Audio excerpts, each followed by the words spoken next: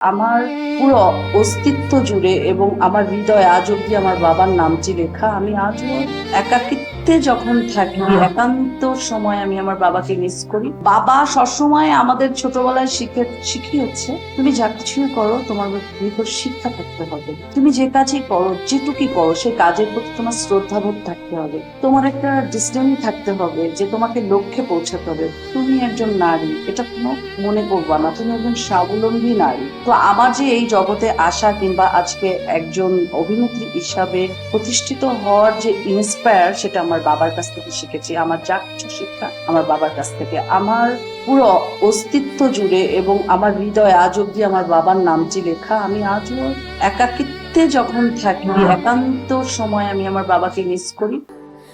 Sandalina so, রূপচর্চায় আভিজাত্য। এবং প্রত্যেকটা পদক্ষেপে, প্রত্যেকটা কদমে কদমে আমি আমার বাবার জন্য দোয়া করি, আমার বাবা জানি জান্নাতবাসী হোক। আর বাবা দিবসে একটি কথাই সবাইকে বলবো যে যাদের বাবা বেঁচে আছে, যে সম্পদ তোমাদের আছে, টাকা পয়সা বাড়ি গাড়ি কিচ্ছু না, কিচ্ছু না, বাবার আদরের কাছে কিচ্ছু না। তোমরা তোমাদের বাবাকে ভালোবাসো, বাবাকে সময় দাও। একদিন আফসোস করবা, যখন বাবারা থাকবে না তখন আফসোস করবা না। আমার বাবা শিক্ষক ছিলেন, আমার বাবা সবসময় চাইতো যে আমি ডক্টর হই, কিন্তু আমার তো সব মনের ভিতর চিন্তাধারাই অন্য ছিল, আমি সিনেমার নায়িকা হব।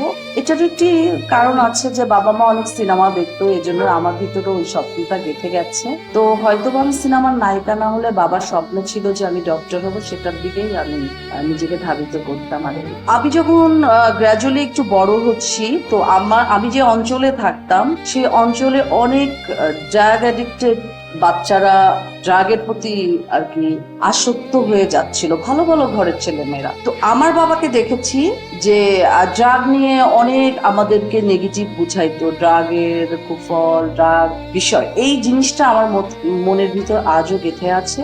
ইনশাল্লাহ আমি যখন চলচ্চিত্র ইন্ডাস্ট্রিতে ছিলাম, অনেকে আমি দেখেছি এই ড্রাগে আকৃষ্ট ছিল, কিন্তু আমি এত ছবির নায়িকা এবং এরকম একটা জগতে এসেও বিন্দুমাত্র এই মরণ নেশাটা আমাকে কখনো টাচ করতে পারেনি। এই শিক্ষাটা আমি আমার বাবার কাছ থেকে শিখেছি।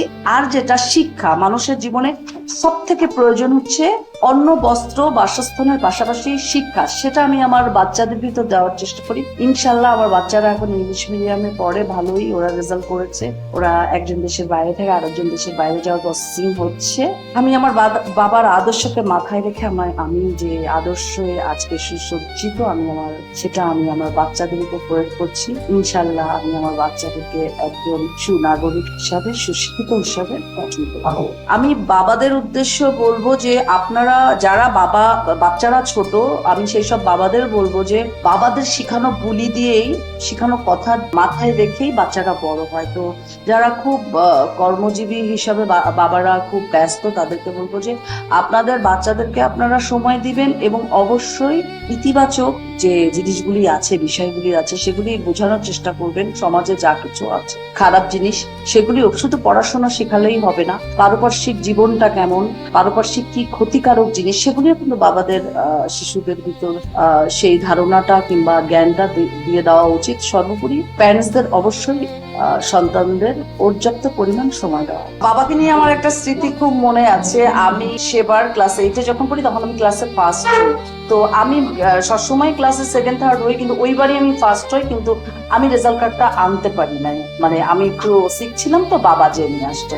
তো বাবা তো আস্তে আস্তে আসলো, মুখটা গম্ভীর বাবা। তো আমি তো ভয়ে আসছি যে আমি কি চতুর্থ পঞ্চম হয়ে গেলাম নাকি, খুবই ভয় পাচ্ছি। আমি একেবারে মানে কি বলবো, বাবার দিকে তাকাতে পাচ্ছি না। তো বাবা খুব সুন্দরভাবে হাসি খুশি ভাবে বলেন নাই, বাবা এভাবে মাথা নিচু করে তারপরে তাকিয়ে বলে তুমি ক্লাসে ফার্স্ট হয়েছে।